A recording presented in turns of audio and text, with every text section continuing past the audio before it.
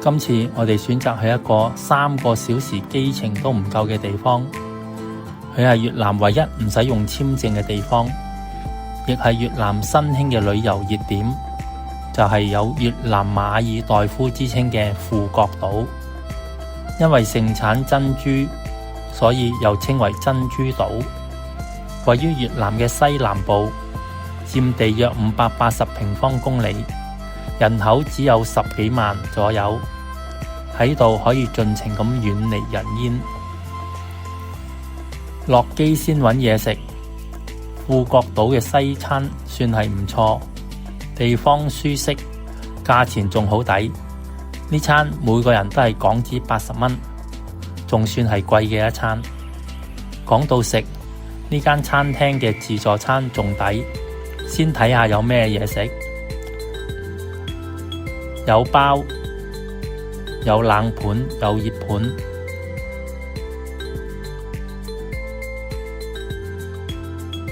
亦都有粉麵，有嘢飲。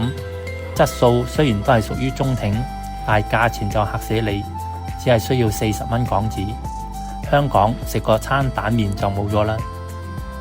既然咁抵食，一於幫襯埋佢哋嘅自助晚餐。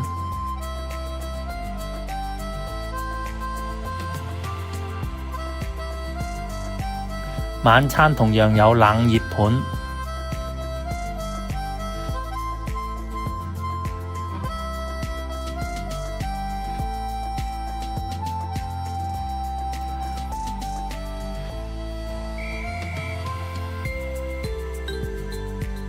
賣點就係即燒嘅海鮮。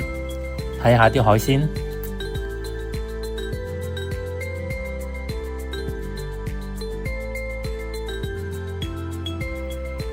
只要揀好咗，夾上你嘅枱號，交俾大廚，海鮮就會馬上送到你嘅桌上。呢間人氣嘅麵店主打係正宗嘅越南粉麵，即場製作出麵條，好味又抵食。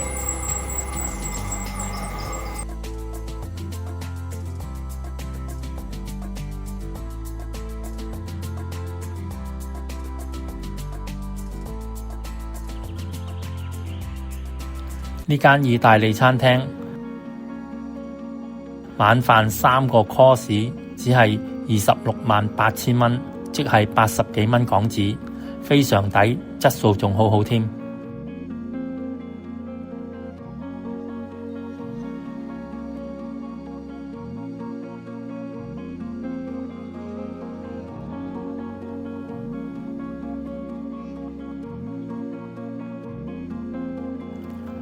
再揾一間網紅餐廳 Meal Kitchen， 好多韓國人嚟食。佢嘅 Family Set 睇起上嚟好似唔係好多嘢，但係實際好大件。5個人只係加咗2個串燒，就食到抱住個肚走，仲好好味。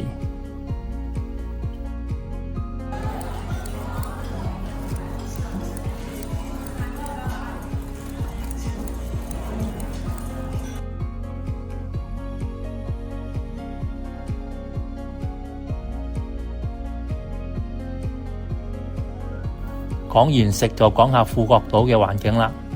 富國島主要分成為北、中、南3區。北邊係珍珠野生樂園、富國大世界、珍珠奇幻樂園。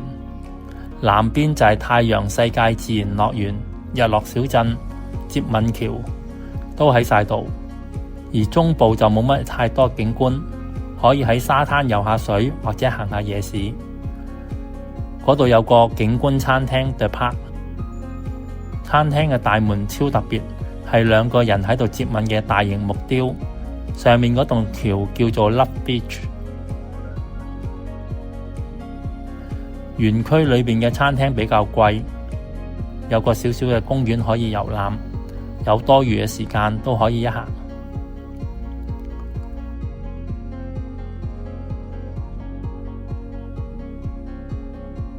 我哋住嘅地方係南面嘅日落小鎮，為咗可以遠望煙花同埋表演，選擇喺山上邊嘅旅店，住喺第12樓。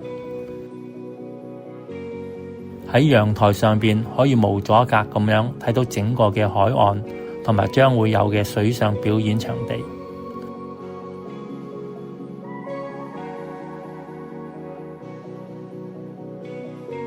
日落小鎮嘅風景同埋房屋大多數參照希臘同歐洲風格，所以有好多希臘嘅雕像同歐洲嘅壁畫。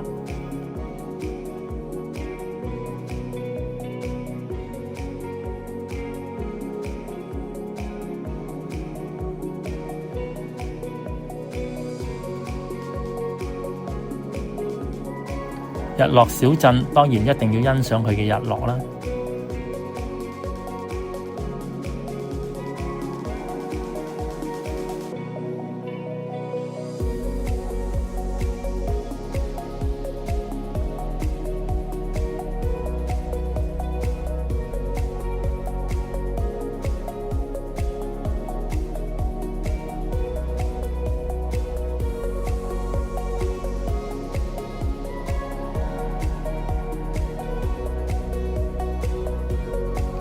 晚上坐定定喺度免費欣賞佢嘅水上表演，雖然有啲遠，但係都睇得好開心。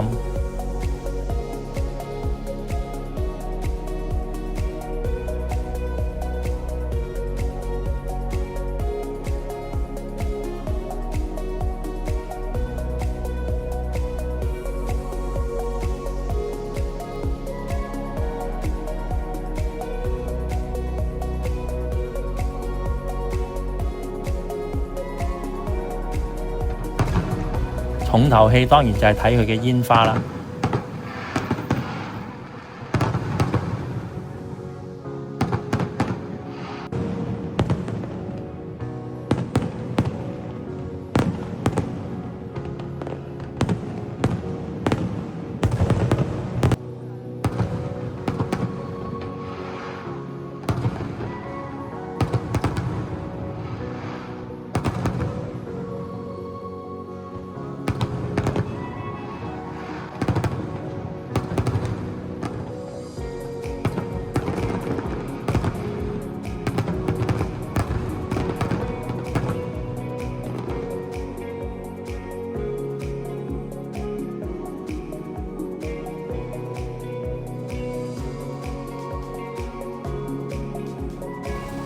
接吻橋係日落小鎮嘅新興地標，由著名意大利建築師設計，總長有800公尺，入場係需要門票嘅，係富國島景點中欣賞日落嘅絕佳地方。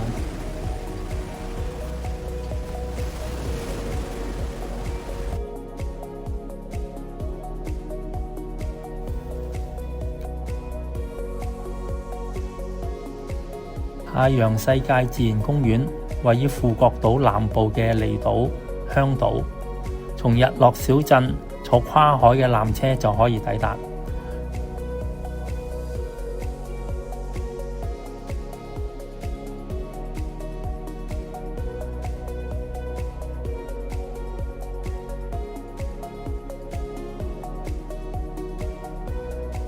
園區裏邊有豐富嘅水上設施、水上樂園。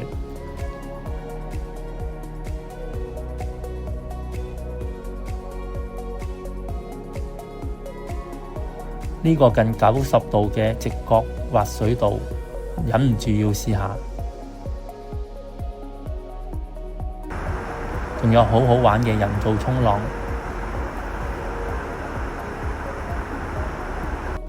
喜歡玩水嘅人可以喺度逗留大半日。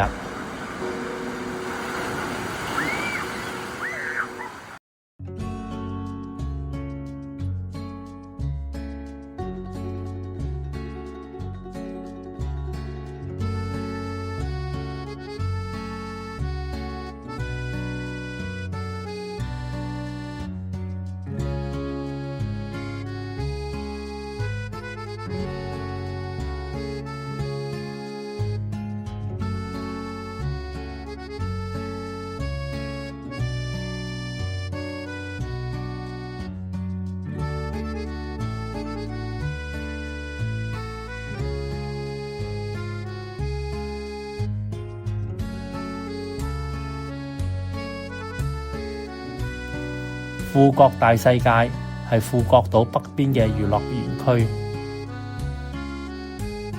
園區以威尼斯運河為主題。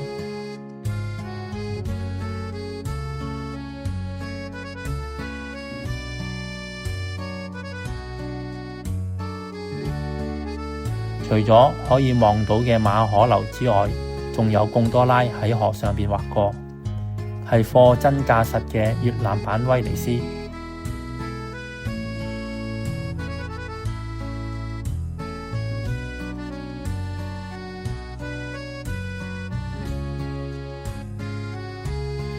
入口有越南最大嘅竹製建築 Bamboo Legend， 非常壯觀好睇。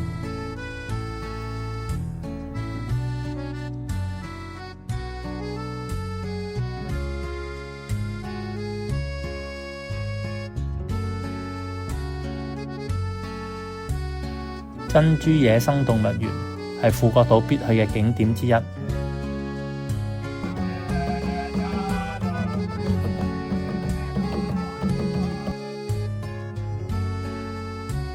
超好睇嘅群鳥飛舞秀，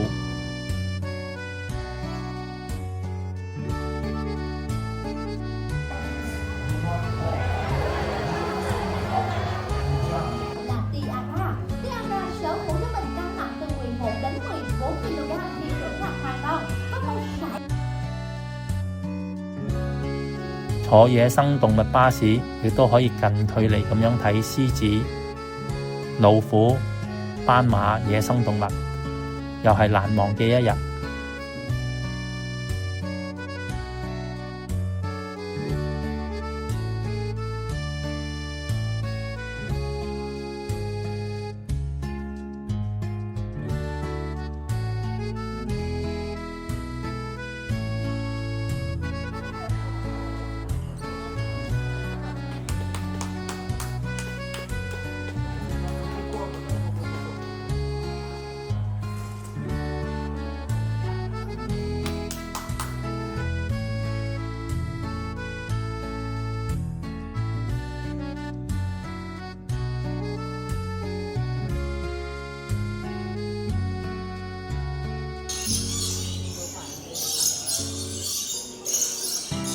越南街市係我最鍾意行嘅旅遊景點。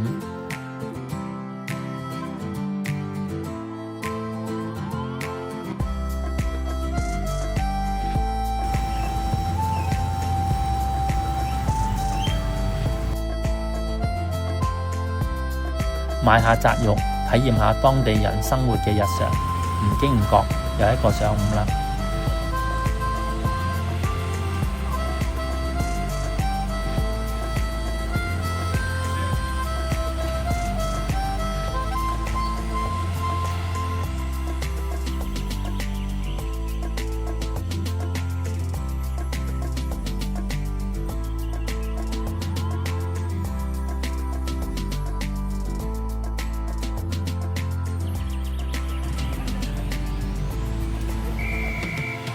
時間又差唔多啦，下一次再見，拜拜。